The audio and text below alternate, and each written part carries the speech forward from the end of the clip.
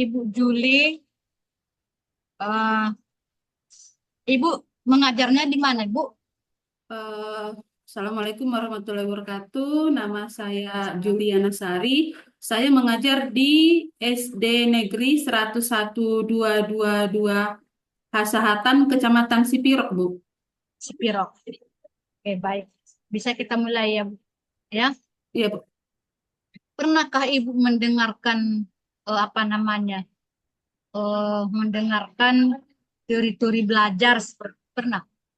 Pernah, Bu.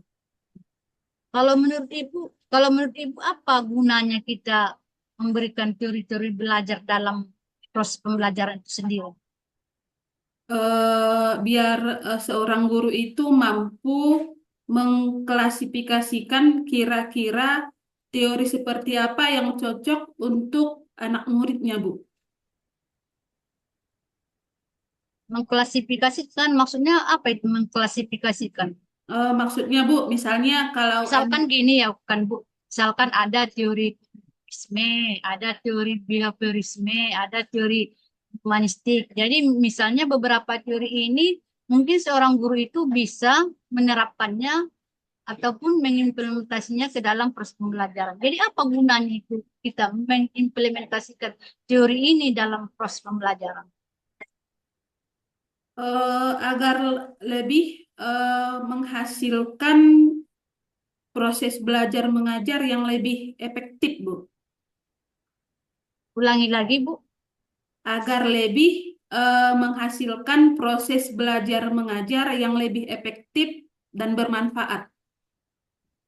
untuk menghasilkan yaitu pembelajaran yang efektif dan bermanfaat. Ya, salah satu itu apanya ya, tujuannya. Jadi masih banyak lagi tujuan-tujuan lain diberikannya yaitu teori-teori belajar. Baik, kalau Ibu dalam belajar atau dalam mengajar itu teori belajar apa yang pernah Ibu lakukan atau yang diterapkan dalam pembelajaran?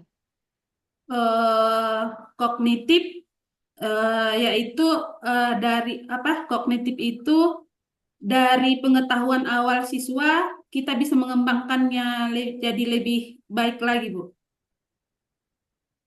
Teori belajar kognitif ya, Bu, ya. Tapi teori belajar kognitif itu lebih mementingkan proses daripada hasil. Jadi proses pembelajaran itu lebih ditekankan ya daripada mengharapkan hasil. Jadi kita berasumsi ataupun kita apa namanya mengatakan bahwasanya kalau proses pembelajaran sudah bagus berarti nanti hasilnya juga akan bagus. Jadi itulah yang namakan yaitu teori kognitif, yaitu mengutamakan proses daripada hasil. Baik, jadi masih banyak lagi teori-teori yang bisa dapat kita lakukan dalam proses pembelajaran. Ya, baik. Kemudian berikutnya Ibu Juli, Iya, Bu. di sekolah Ibu di sana sudah diimplementasikan kurikulum Merdeka? Sudah, Bu. Sudah. Sudah berapa tahun Ibu? Kebetulan, Bu, sebelum saya ke Sipirok ini, saya kan di Batang Toru. Ya. Eh, Kalau yang di Sipirok ini, Bu, baru 1 tahun saya mengajar di situ. Itu pun sebenarnya kelas kelas 3 dan kelas 6 masih K13, Bu. Yang lain baru kurikulum Merdeka. Presiden Presiden. Baik. Berarti Ibu sudah sedikit banyaknya sudah mengetahui tentang kurikulum Merdeka ya. Iya, Bu. Baik, dalam kurikulum Merdeka seorang guru itu seharusnya sebelum mengajar, sebelum terjun ke kelas, seharusnya sudah yaitu membuat modul ajar. Sama dengan kalau di dalam kurikulum K13 itu sama dengan RPP. Ya, ya kan Bu? Iya, Bu. Ya, modul ajar. Di dalam pembuatan modul ajar, apakah ada perangkat-perangkat yang menyertai modul ajar itu? Ibu? Ada, Apakah Bu. misalnya modul ajar ini? Misalnya Ibu membuat modul ajar. Kemudian adakah perangkat-perangkat yang menyertai modul ajar itu? Ada, Bu. Ah, coba jelaskan Ibu apa-apa saja perangkat-perangkat yang Ibu berikan atau Ibu tuangkan dalam modul ajar itu. Eh, Perangkatnya ada sarana dan prasarana, ada media, kemudian ada teknologi juga. Tapi kalau masalah teknologi sebenarnya karena masalah alat yang terbatas di sekolah, mungkin ke depannya akan saya sediakan. Oh, oh, di situlah di meja ibu ya. Pas ya. Ya. Coba ulangi lagi apa Ibu Juli? Untuk perangkat pembelajarannya, saya menggunakan media, menggunakan teknologi. Cuma untuk media ini, untuk teknologi ini agak Oh, terbatas, sebutkan Bu. saja perangkat-perangkatnya. Kalau media, media. Hmm. Oh, sebutkan aja perangkat-perangkatnya. Apa maksudnya? Maksudnya, Bu, kayak LKPD gitu, Bu. Iya, kalau LKPD kan dia termasuk perangkat. Oh iya, Bu. Ada Apa saja yang Ibu berikan di dalam modul ajar itu. ada wawancara, ada Kan kalau wawancara itu maksudnya kalau perangkat kan misalnya kalau kita mengajar kan ada RPP, ada modul oh, ajar. Ya, di dalam modul ajar itu ataupun RPP itu tentu ada di sana itu apa namanya pendukung daripada modul ajar itu itulah yang dinamakan perangkat-perangkatnya bisa saja nanti menghasilkan sebuah LKPD, ada LKPD-nya, kemudian mungkin ada medianya, mungkin ada model pembelajaran yang mau diterapkan seperti itu. Ada ibu melakukan seperti itu. ada, Bu. Cobalah ibu jelaskan, misalnya model apa, media apa, Eh, kemudian LKPD-nya seperti apa. Baik, Bu. Di dalam pembelajaran itu saya medianya yang pertama dengan membagi-bagi kelompok, kemudian Nama medianya memberikan. dulu Bu, medianya namanya apa? Kan banyak itu media. Nama medianya media apa? Apakah media misalnya visual atau media audio visual atau video media kinestet apanya? Iya, Bu. Ya. Baik, Bu. Medianya ada visual dan audiovisual Hmm. dengan membawa speaker kecil, kemudian memutar video, dan siswa disuruh untuk misalnya kalau tentang surah Al-Maun, siswa disuruh untuk mendengarkan kemudian mengulang kembali. Medianya adalah visual dan audiovisual. Ya, berarti ada media ya. Kalau model pembelajaran yang Ibu apakan, yang Ibu terapkan seperti apa? Model pembelajarannya ada yang tutor sebaya, Bu. Tutor sebaya itu kan artinya temannya mengajari teman yang lain seperti itu. Iya, Bu. Itu di kelas berapa Ibu lakukan itu? Kelas 5, Bu. Kelas 5 boleh kalau kelas 5. Ah, selain tutor sebaya, model apa lagi yang Ibu akan Model laksanakan? metode drill, Bu. Mengulang-ulang kembali. Metode drill. Metode atau model? Yang Ibu tanyakan model ya, model. Kalau metode tidak sama dengan model. Model itu lebih komprehensif.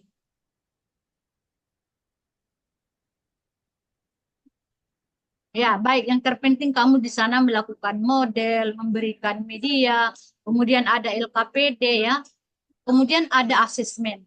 Artinya dalam modul ajar itu juga ada perangkat ya, perangkat asesmen atau namanya penilaian atau evaluasi. Baik. Kalau evaluasi yang Ibu berikan itu evaluasi yang seperti apa yang sudah Ibu lakukan? Ada dengan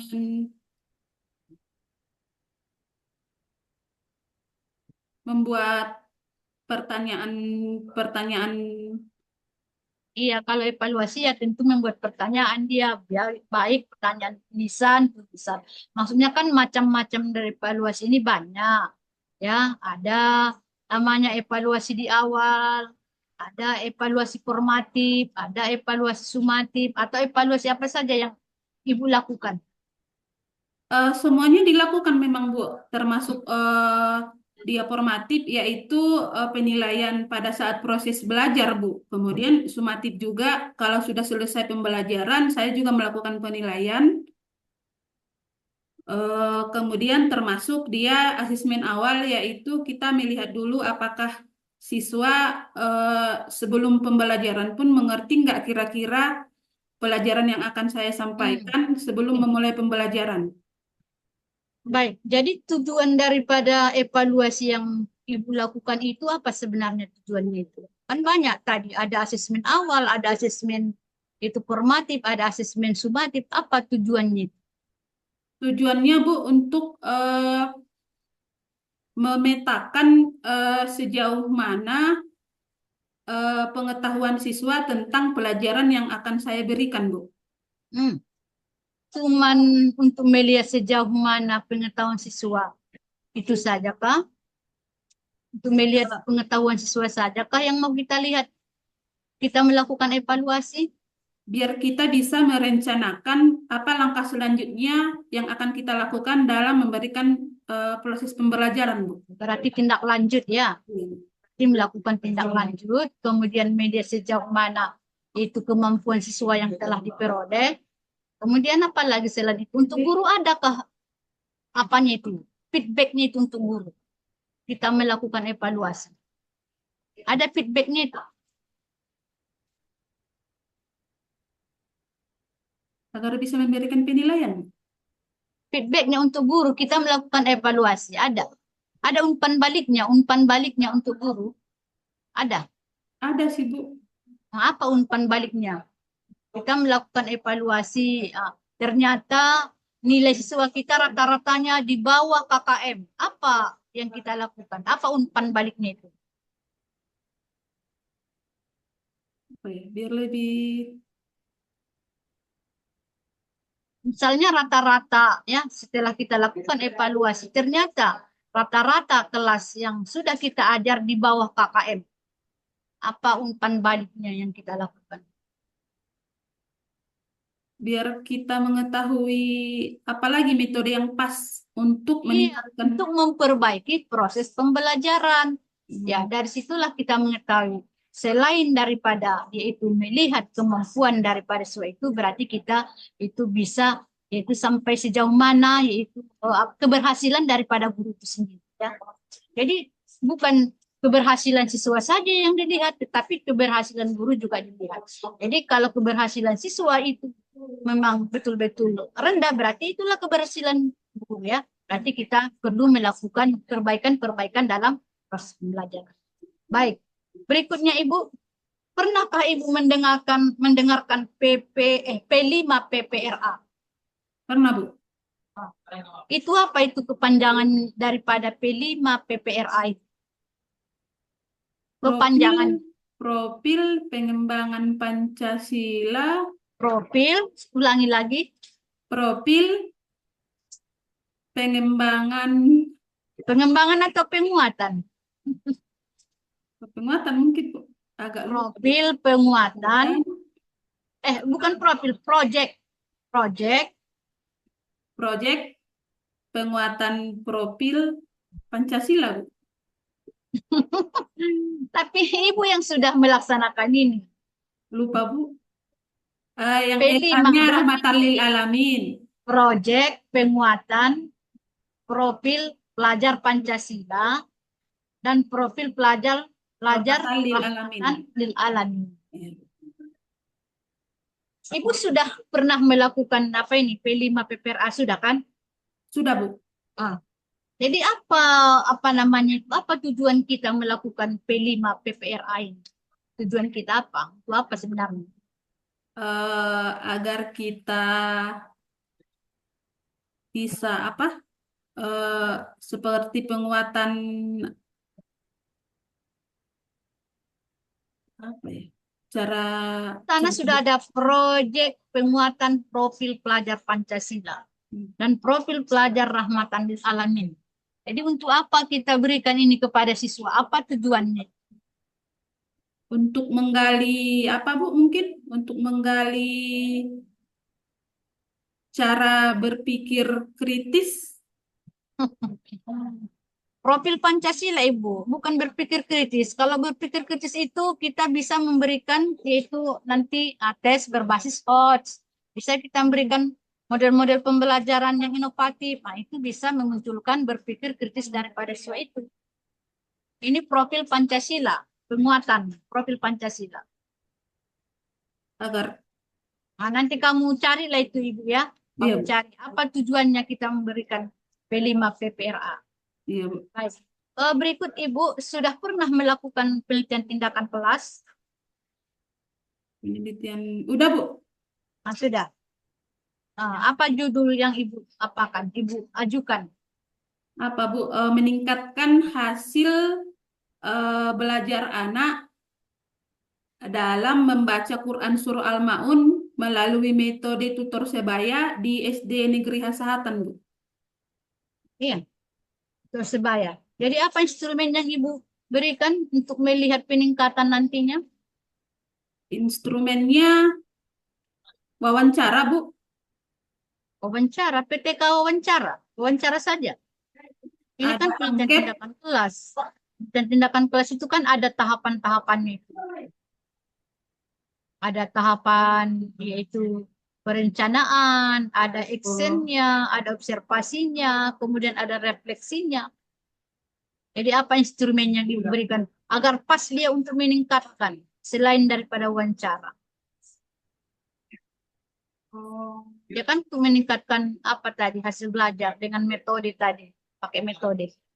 Apa yang diberikan instrumennya itu atau alat ukurnya?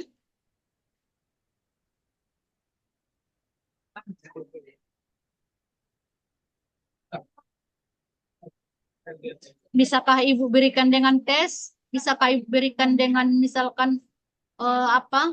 Mengobservasi? iya, Bu, ada Bisa. observasi, ada iya. Nah, jadi yang Ibu lakukan apa? Wawancara saja, adakah tes, Ada adakah ada observasi? ada tes, ada angket juga, Bu. Ada angket. Iya, Kalau angket iya, itu Bu. untuk apa? Untuk mencari apa itu angket? Angket itu Untuk melihat apa itu? untuk melihat apa, Bu? Untuk melihat. Tapi kan untuk meningkatkan hasil belajar kan? Iya, Bu. Iya, Bu. Nah, kalau hasil belajar itu, nah, biasanya kalau hasil belajar itu apa namanya itu apa namanya mengukurnya itu diberikan tes bukan angket. Kalau angket kan biasanya untuk mengukur sikap seseorang, misalnya minatnya, bagaimana motivasinya, bagaimana responnya, bagaimana perilakunya, baru diberikan angket ya. Ya baik. Ya, jadi Ibu perlu lagi belajar yaitu bagaimana yaitu apa namanya menggunakan instrumen-instrumen ini dalam PT saya. Iya, Bu. Ya, baik. Mungkin itu saja. Silakan Pak Aliasrun dilanjut. Halo Pak Aliasrun, silakan dilanjut Pak Aliasrun. Oh iya, iya. Oke, oke. Baik, Bu Juli. Silakan langsung praktek mengajar. Nah, maksimal 10 menit ya. Mulai dari keterampilan awal, kegiatan inti sampai penutup ya. Membaca Al-Quran, Pak. Mengajar. Oh, mengajar. Baik, Ya. Pak. Eh, Assalamualaikum warahmatullahi wabarakatuh. Selamat pagi, anak-anak. Gimana kabarnya hari ini? Baik. Oh, Alhamdulillah, kita semua dalam keadaan baik-baik. Sebelum kita mulai pembelajaran hari ini, mari kita absen dulu ya sebentar. Baik, Ibu absen dulu satu-satu. Ada Abdul Faris hadir, lanjut Ahmad Yunus hadir, Arbia, Arif, kemudian Bilkis, ada semua? Ada. Iya, baik. Kalau memang ada semua, Alhamdulillah. Kemudian sebelum kita belajar, mari kita doa bersama dulu ya. Baik, Bismillahirrahmanirrahim.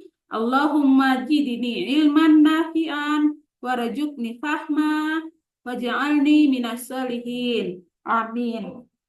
Baik, sebelum kita memulai pelajaran, sudah berapa hafalan surah-surah pendeknya anak-anak?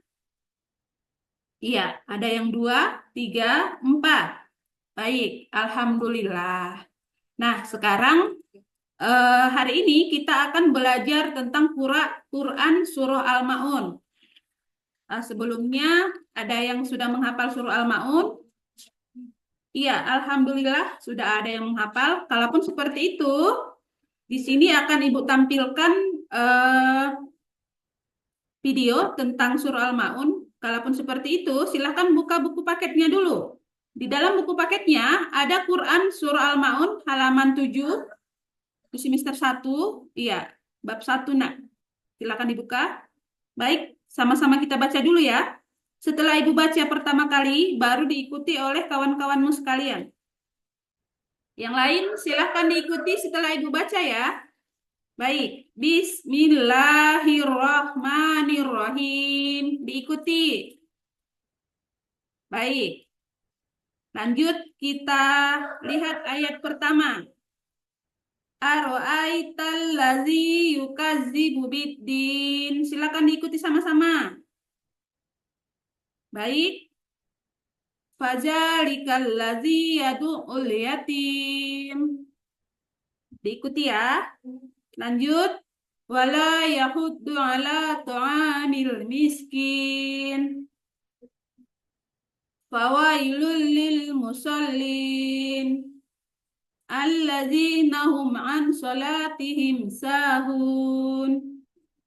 Alladzina hum yura'un. Wa yamna'unal ma'un. Sudah bisa kira-kira? Baik. Anak-anakku sekalian, Ibu bagi semuanya dalam beberapa kelompok ya. Ada kelompok A, B, dan C. Nah, nanti akan Ibu kasih potongan-potongan ayat bersama dengan potongan-potongan artinya. Kemudian tugas kalian adalah menempelkan potongan-potongan ayat tersebut sesuai dengan artinya di kertas manila yang akan Ibu bagi. Ibu bagi dulu ya kertasnya. Baik, silakan diambil satu persatu per kelompok. Kemudian tugasnya adalah setiap kelompok silahkan disusun potongan-potongan Quran surah Al-Maun, kemudian sesuaikan dengan arti masing-masing. Iya, ini Ibu bagikan ya.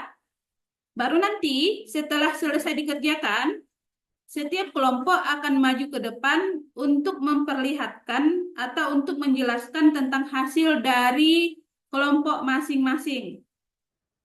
Baik, Ibu kasih waktunya ya, 20 menit untuk penyusunannya, kemudian silakan ditempel. Baik, sudah selesai. Kelompok 1, silakan maju ke depan, silakan bacakan. Nana, dulu. Silakan bacakan dan buat artinya juga. Silakan kerjasama. Baik, sudah selesai. Kelompok 2 silakan. Kelompok 3 silakan. Iya, silakan kembali ke tempat masing-masing. Baik, anak-anakku sekalian, untuk pertemuan kali ini kamu harus bisa menghafalkan ayat-ayat Quran surah Al-Maun tersebut beserta dengan artinya. Maka untuk minggu depan akan Ibu jelaskan bagaimana apa makna yang terkandung di dalam Quran surah Al-Maun ini. Kemudian kita akan membuat tugas penghafalan ayat tersebut dan satu-satu ke depan. Nah, untuk hari ini kita baca dulu bagaimana cara membacanya yang baik dengan benar. Kemudian satu-satu nanti akan Ibu tes. Baru nanti kita lanjutkan untuk minggu depan. Kira-kira anak-anakku ada pertanyaan untuk pertemuan kita kali ini? Iya, kalau memang tidak ada, minggu depan akan kita lanjutkan ya. Tetap masih tentang surah Al-Maun, masih dengan tentang bab yang sama. Baik, untuk kali ini Ibu sudahi dulu pertemuan kita. Minggu depan kita kembali dengan bab yang sama. Ibu sudahi dengan salam. Assalamualaikum warahmatullahi wabarakatuh. Oke, baik. Silakan buka Al-Quran. Al-Baqarah ayat 49. Diam dulu.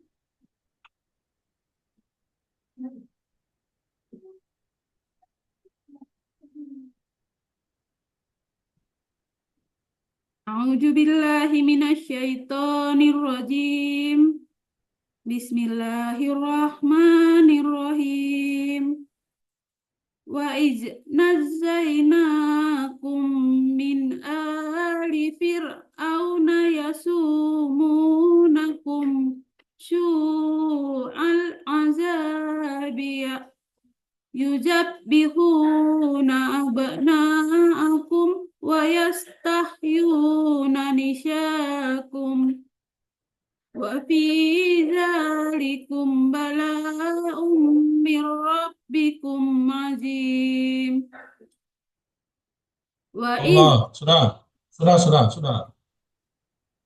Ah. Wa iz najjainakum min mati bertemu dengan huruf mim. Apa hukum tajwidnya?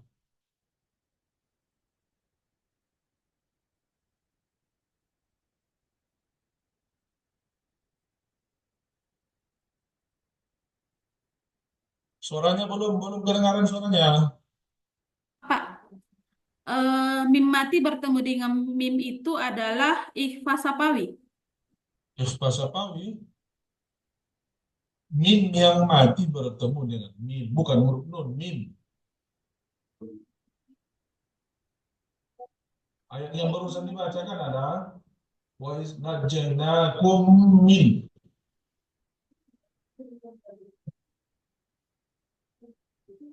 Mim mati bertemu mim. Idogom mimi, Pak.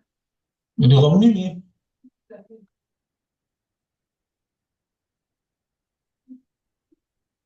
Mim. ayat yang terakhir. Bala'um min rabbikum azim. Mim yang mati bertemu dengan ain. Itu hukum tajwidnya apa? Mim mati bertemu dengan Ain. ain, izhar sapawi, Pak. Izhar Sapawi. Oke, sudah. Ambil kertas dan spidol.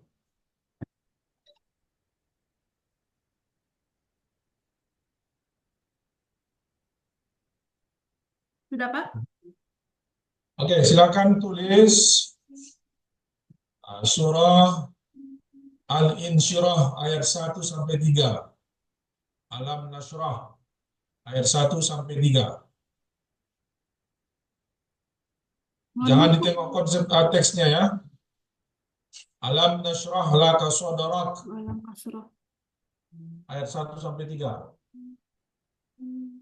Anak baca.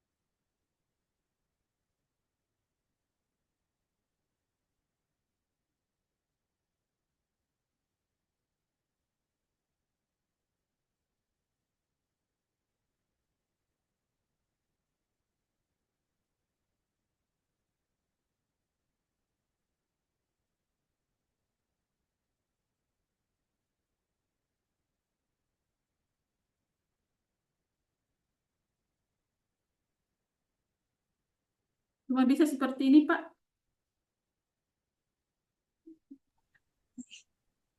Alam nasrah laka sadrak wa wada'na 'anka wizrak. Nasrah bukan pakai huruf shad, pakai shin. Laka sadrak. Sudah nggak usah diganti lagi.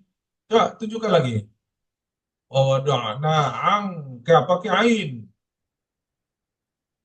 Oke, salah 2 ya. Iya, Pak. Oke, sudah selesai. Makasih, Pak. Makasih, Bu. Oke, silakan keluar dari ruang ujiannya. Angin Ando Agama. Fitri Mama suka Juli.